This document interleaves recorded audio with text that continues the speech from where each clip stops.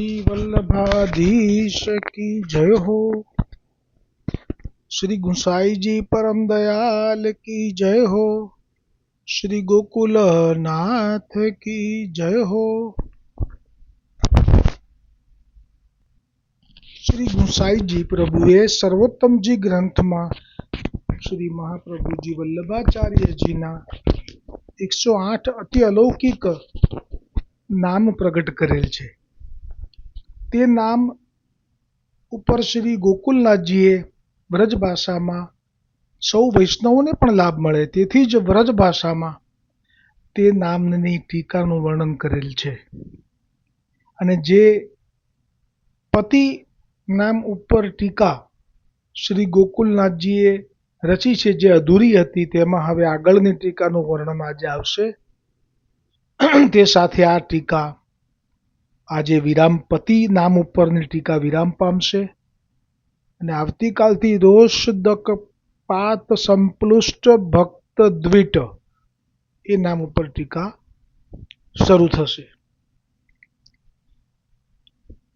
પતિ નામ ઉપર આગળ વર્ણન કરતા શ્રી ગોકુલનાથજી શ્રી ગુસાઈજીનો ભાવ કહે છે કે તથા બ્રહ્માદિક, જે ગઈકાલે થોડું આવ્યું હતું તે લઈ લઈએ છીએ, કે જે ગઈકાલે આવ્યું હતું કે પતિ એ જે નામ છે એમાં જેના ઘરમાં લગ્ન થાય અને એ દીકરી સાસરે જાય એને પણ પતિ કહેવાય.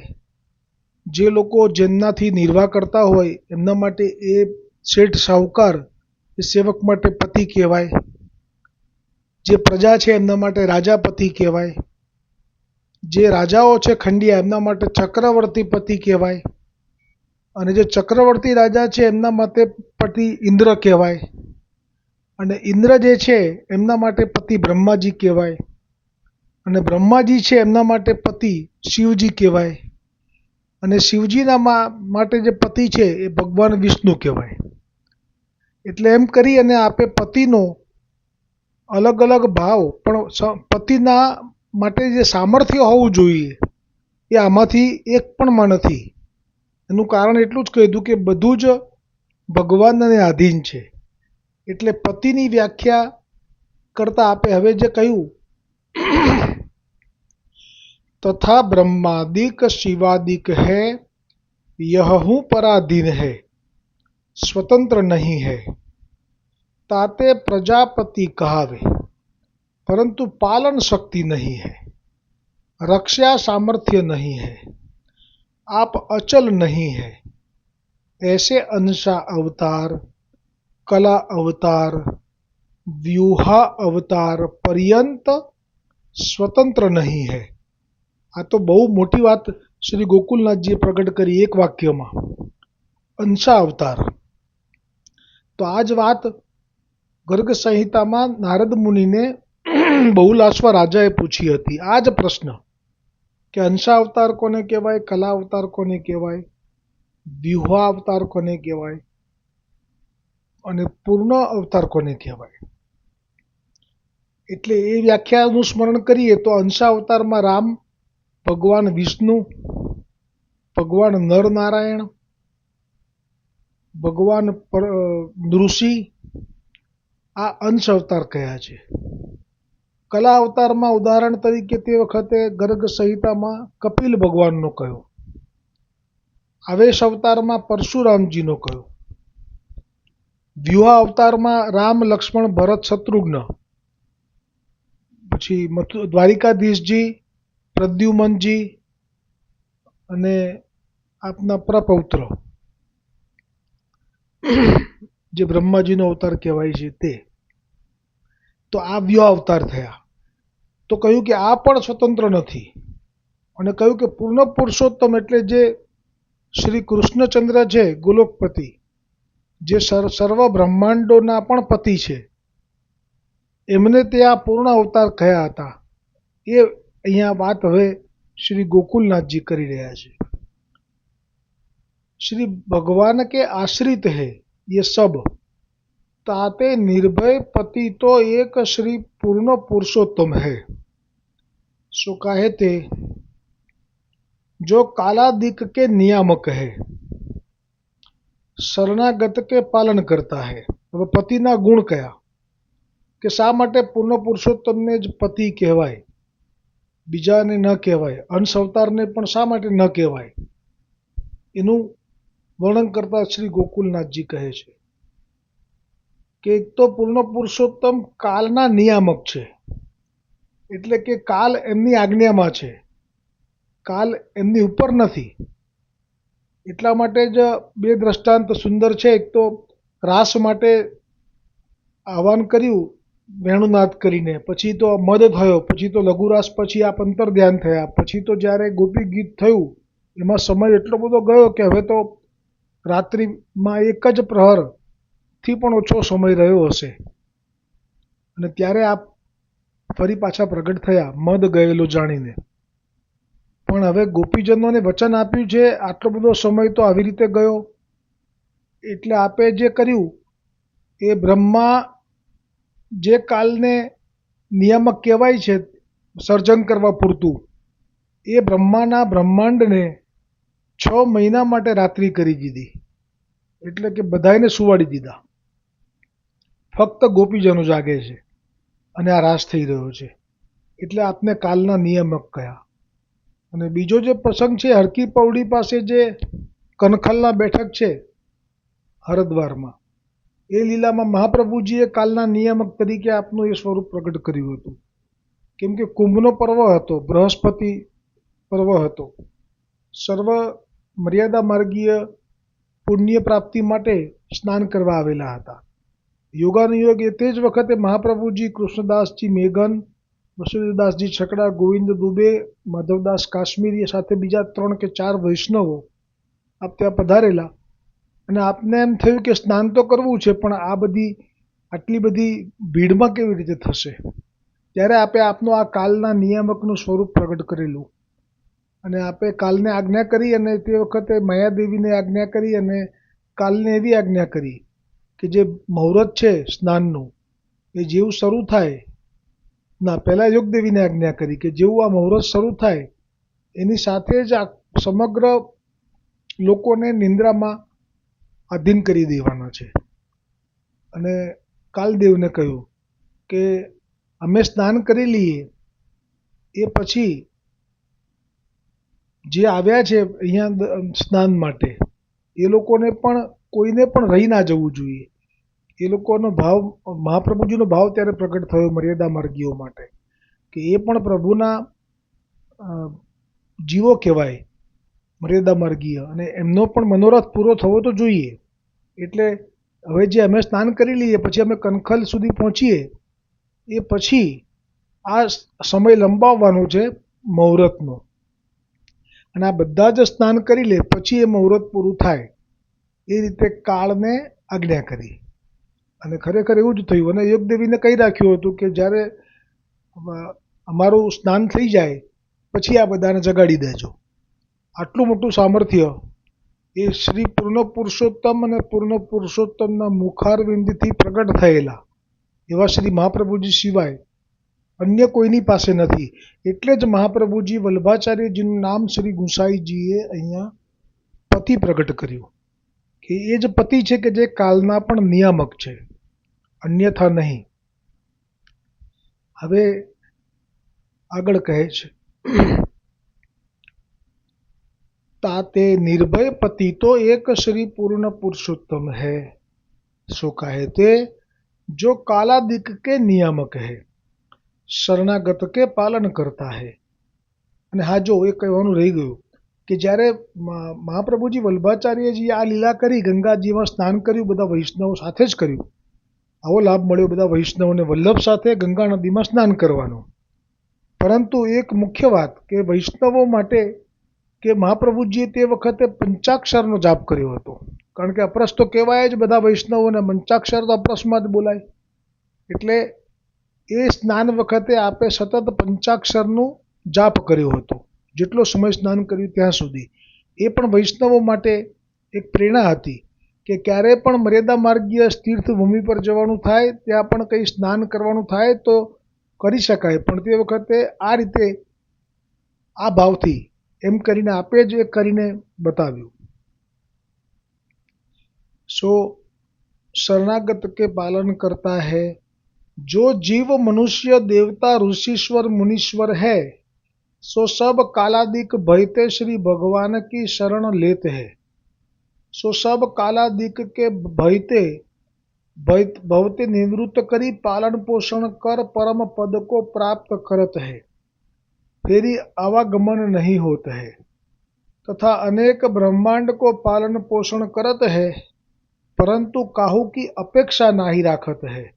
આ જે વાત છે એ તો સિદ્ધ કરે છે કે ભગવાન વિષ્ણુ એ પણ આપના અંશ અવતાર છે, કેમ કે બીજા પણ બ્રહ્માંડો છે જ। એ પ્રસંગ આવી ગયો છે, ગર્ગ સંહિતામાં વિનંતી કરવા જાય છે અવતાર લેવા માટે પૂર્ણ પુરુષોત્તમની 5000 વર્ષ પહેલાંની લીલામાં ગર્ગ સંહિતામાં। તો એમાં જ આવી ગયું કે જ્યારે ગયા ત્યારે પૂછ્યું કે કયા બ્રહ્માંડમાંથી આવો છો, તો ઇન્દ્ર કે બીજું પણ બ્રહ્માંડ છે।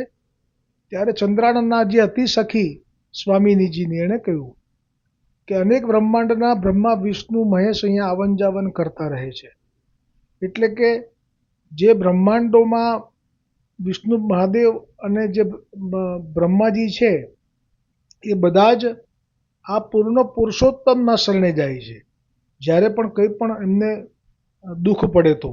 અને બીજું પ્રમાણ કે હમણાં જે અધિક માસ આવશે એ અધિક માસનું જે નામ પડ્યું છે એ પુરુષોત્તમ માસ પડ્યું છે। તો એનો પણ વેદમાં અને પુરાણોમાં ઉલ્લેખ છે કે એમનું નામ પહેલાં મળ માસ હતું। નિમ્ન બહુ જ એવું નામ હતું કે જે મલ માસ નામ, એટલે કે મલ એટલા માટે કે જેના મહિનાના પ્રક્ષિપ્ત દિવસો, જે સારા દિવસો ન હોય, જેમાં કોઈ સારું કાર્ય ન થઈ શકે, એવા દિવસોનો સમૂહ એ 3 વર્ષે લગભગ આવે એને મલ માસ તરીકે ઓળખતા હતા। અને મળ માસ આધિદૈવિક રૂપ ધારણ કરી અને વૈકુંઠમાં વિષ્ણુ ભગવાન પાસે ગયો અને વિનંતી કરી કે અમારું નામ મળ માસ છે, અમને બહુ દુઃખ થાય છે, અમારું ઉદ્ધાર થાય એવું કરો। એટલે ભગવાન વિષ્ણુએ જે શબ્દો કહ્યા કે અમે તો પૂર્ણ પુરુષોત્તમ શ્રી કૃષ્ણચંદ્રએ જે વેદને પાળવાનું કીધું છે એ પ્રમાણે જ અમે આ પાળીએ છીએ। એટલે જે કોઈ પણ પ્રક્ષિપ્ત દિવસો છે એનો સમૂહ થઈ અને આ તું થયો છું મલમાસ, એટલે આમાં અમારું ના ચાલે। એ આજ્ઞા કરે તો થાય। તો કે અમે તો જાણતા પણ નથી કે આપની પણ ઉપર કોઈ હોય, તો કે ના, અમારી ઉપર પૂર્ણ પુરુષોત્તમ શ્રી કૃષ્ણચંદ્ર છે। ત્યારે બહુ નવાઈ લાગી અને કહ્યું કે તો પછી મને ત્યાં વિનંતી કરવા કોણ લઈ જશે? તો તે વખતે કહ્યું છે ત્યાં કે ભગવાન વિષ્ણુએ ગરુડને આજ્ઞા કરી ને અધિક માસ જે આધિદૈવિક રૂપે આવેલો એને બેસાડી અને ત્યાં લઈ ગયા। અને પછી ત્યાં પૂર્ણ પુરુષોત્તમ પાસે જે રડી પડ્યો અને દુઃખ રજૂ કર્યું, અને આ તો ખૂબ દયાળુ છે અને બધા જ વેદને પર એ પણ આપ કરતું કરતું અન્યથા કરતું એક આપને જ કહેવાય છે, કેમ કે આપ કંઈ પણ કરી શકો ને કંઈ ના પણ કરો ને કર્યા પછી આપ ફેરવી પણ નાખો ને ફેરવ્યા પછી આપ પાછું સીધું પણ કરી દો, આપને કોઈ બંધન નથી, વેદનું પણ બંધન નથી। એ ત્યાં પ્રમાણ મળ્યું અને પછી આપે કહ્યું કે તારું નામ હવેથી મારું નામ તને આપું છું, આવા કૃપાળુ, અને કહ્યું કે તારું નામ પુરુષોત્તમ માસ રહેશે। અને પછી જે વરદાન આપ્યા કે તારા માસમાં ભલે કોઈ માંગલિક કાર્ય નહીં થાય, પણ તારા માસમાં જે કોઈ જપ કરશે, તપ કરશે અને જે દાન કરશે એમને અનેક ગણું ફળ પ્રાપ્ત થશે। આ રીતે આ પણ સિદ્ધ થયું કે પૂર્ણ પુરુષોત્તમ એ જ સર્વના પાલન પોષણ કરતા છે અને અનેક ब्रह्मांड को पालन पोषण करत है, પરંતુ કાહુ की અપેક્ષા નહીં રાખત है, પણ એમને કોઈની મદદની જરૂર નથી પડતી। तथा संसार भयते जो भयातुर होए श्री प्रभु जी के शरण आवत है, तिनको संसार भयते निवृत्त करत है। फिर जो जो कामना करी श्री प्रभु जी को भजन करत है, तिनके सकल मनोरथ पूर्ण करत है। ताते पति तो एक श्री पूर्ण पुरुषोत्तम है। આમાં પણ ઘણું બધું કહી દીધું ગોકુલનાથજીએ। ગોકુલનાથજીએ એમ પણ કહી દીધું કે જે કોઈ સંસારથી ભય પામે, એટલે કે એવો કોઈ અનુભવ થાય સંસારમાં કે ભયભીત થઈ જાય અને પછી એ જો પ્રભુના શરણે આવે તો પ્રભુ એને સંસારના ભયથી મુક્ત થવા માટે એવી કૃપા વરસાવી દે કે એને સંસારનો ભય જ ના રહે। પછી આગળ એમ કહ્યું કે બધાને કંઈ સંસારનો ભય નાય થતો હોય, જેમ કે બલિરાજા છે, તો બલિરાજાને સંસારના ભોગોમાં બહુ આસક્તિ છે, એટલે એમણે જે માગ્યું છે કે મને તો ઇન્દ્રપદ જ જોઈએ. પછી સાથે સાથે એમને પાછો એમના દાદાનો સંગ થયો છે, પ્રહલાદજીનો, એટલે પાછી ભક્તિનો પણ અંદર છે જ ભાવ થયો છે. એટલે પાછું એમણે નક્કી પણ કરી લીધું છે, એ પ્રસંગ આવી જાય છે કે હું ઇન્દ્રપદ તરીકે આવતા મન્વંતરમાં આ ભોગ ભોગવીશ, પણ પછી અંતમાં હું બધું જ છોડી અને પૃથ્વીમાં એકલો વૈરાગ્યયુક્ત થઈને વિચરણ કરીશ અને પ્રભુની પરમપદની પ્રાપ્તિ કરીશ. એટલે જ ભગવદ્ ગીતામાં ભગવાન શ્રી કૃષ્ણએ પણ કહ્યું છે કે બધાને વૈરાગ્ય થઈ જાય એવું ભગવાન કહે છે, હું નથી ઈચ્છતો. તો પછી લીલા કેવી રીતે થાય? એટલા માટે જે 4 પ્રકારના ભક્તો છે એને પણ ભક્તો જ કહ્યા છે. એમાં આપે જે પ્રકાર કહ્યા છે ભગવદ્ ગીતામાં સાક્ષાત શ્રી યોગેશ્વર ભગવાન શ્રી કૃષ્ણએ, કે એક તો ભક્ત એવો છે કે જે અર્થાર્થી છે, એટલે કે જે દ્રવ્ય માટે મારું ભજન કરે છે. બીજો છે એ અર્થાર્થી, પછી આગળ જે છે, હા ક્ષમા કરજો, 4 પ્રકારનો પ્રથમ પ્રકાર કયો છે ભગવાને? આર્ત, એટલે જે દુઃખી છે, જે સંકટમાં ફસાયેલા છે, તો પ્રભુ એમને એવું ફળ આપે છે. બીજા જિજ્ઞાસુ કયા, કે જે ભગવાનને વિશે જાણવા માટે ઈચ્છુક હોય, તો ભગવાન એમને એવું ફળ આપે છે. ત્રીજા અર્થાર્થી કયા, કે જેઓને ધન સંસાર સુખનો ભાવ છે, તો પ્રભુ એમને અર્થ એટલે કે દ્રવ્ય પણ આપે છે. અને ચોથા કયા? જ્ઞાની, જે તત્વજ્ઞાનમાં સ્થિત છે, જે નિસ્વાર્થ પ્રેમમાં બધાયમાં ભગવાનને જુએ છે, એને જ્ઞાની કયા. દ્રષ્ટાંત તરીકે લેવું હોય તો જે ભગવાન શ્રી કૃષ્ણ મથુરામાં આવ્યા અને જે સર્વપ્રથમ દરજીને મળ્યા અને જે વસ્ત્રોને માપના કરવા માટે આપ્યા, તો એ જે દરજી છે એ ગર્ગ સંહિતામાં એનો પૂર્વજન્મ કયો છે કે એ રામ અવતાર વખતે રામ લક્ષ્મણના લગ્ન અચાનક નક્કી થયા, સ્વયંવરમાં ધનુષ્ય ભંગ કર્યો એથી. તો રામ લક્ષ્મણના જે વસ્ત્ર છે એ સીવવા માટે જે દરજીને બોલાવવામાં આવેલો જનક રાજાએ, એ જ દરજી આવીને જ્યાં ભગવાન રામનું અને લક્ષ્મણનું રૂપ જોયું, માપ લેતા લેતા, વસ્ત્રોનું માપ લેવું પડે એટલે એમના શ્રીઅંગનો સ્પર્શ કરવો પડે, એટલે એ વખતે એમને મનોરથ થયો કે આ વસ્ત્ર તો હું મારા હાથે મારા પોતાના સિદ્ધ કરી અને એમને હું ધરાવતો, એટલે એવો ભાવ થયો. અને એ મનોરથ આપે રામજીએ મનોમન વરદાન આપી દીધું પૂર્ણ કરવાનું.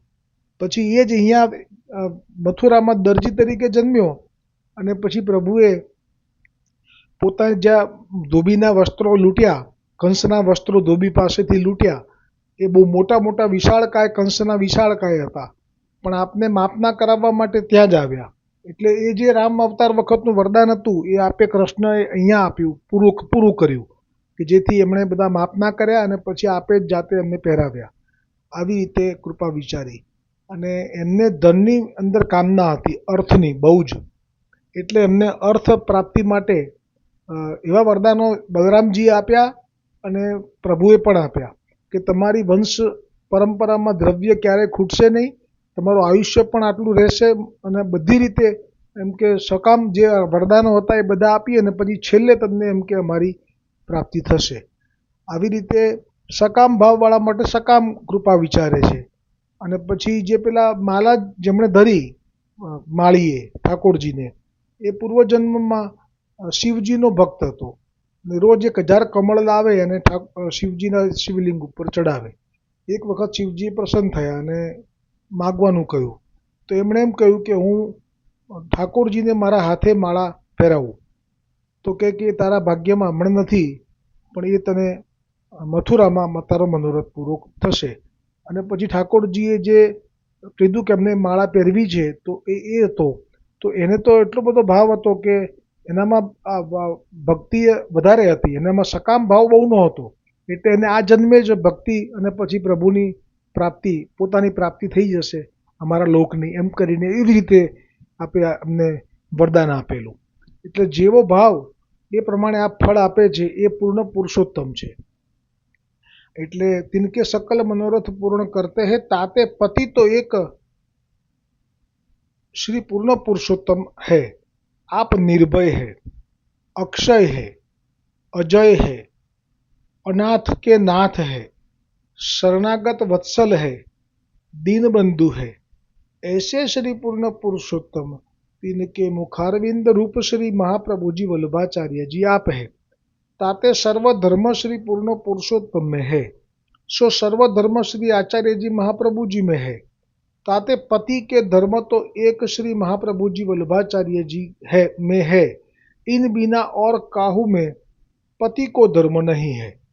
ताते या पुष्टि मार्ग में जो श्री महाप्रभु जी वल्लभाचार्य जी की शरण पाए, जिन देवी जीवन ने इनते नाम पाए आत्मसमर्पण कियो है। नाम पाए એટલે અષ્ટાક્ષર મંત્ર શ્રવણ કરી અને આત્મસમર્પણ એટલે બ્રહ્મ સંબંધ મંત્ર જે બોલાવે છે તે સમર્પણ कियो है।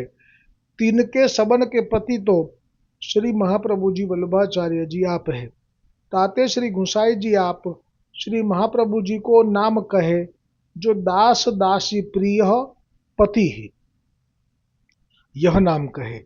ताते जो भक्त श्री महाप्रभु जी के शरण है, तिनके या लोक संबंधी सकल मनोरथ पूर्ण करत है। तथा कालादिक भयते निर्भय करत है। तथा संसार सागर में जो प्राणी मात्र को आवागमन होते है, सो संसार को आवागमन छुड़ाई अलौकिक देह इंद्रियादिक दान करी परलोक संबंधी जो मोक्ष ताहु ते श्रेष्ठ सर्वोपरि ऐसी जो नित्य लीला तामे प्राप्त करत है। सो क्यों जो आप निज दास दासी जिनके पति है, ताते या लोक परलोक की चिंता श्री महाप्रभु जी को है। तथा अपने निज भक्तन के निज पति होई सकल मनोरथ करता एक श्री आचार्य जी महाप्रभु जी आप है। अब और हूँ आगे कहत है, जो श्री आचार्य जी महाप्रभु जी आप कैसे हैं, जो अपनी शरण आए, जो पुष्टि मार्गीय दैवी जीव तिनके द्वेषी जो असुर जीव है, सो देवी जीव के शत्रु है। ताते आसुरी जीव तो द्वेष करी जीवन को दुख देते है, सो आसुरी जीवन से जो भय है सोहु निवृत्त करी निर्भय करत है। तब अब और हूँ आगे श्री महाप्रभु जी को नाम कहत है, रोषकताप्त संप्लुष्ट भक्त द्विट।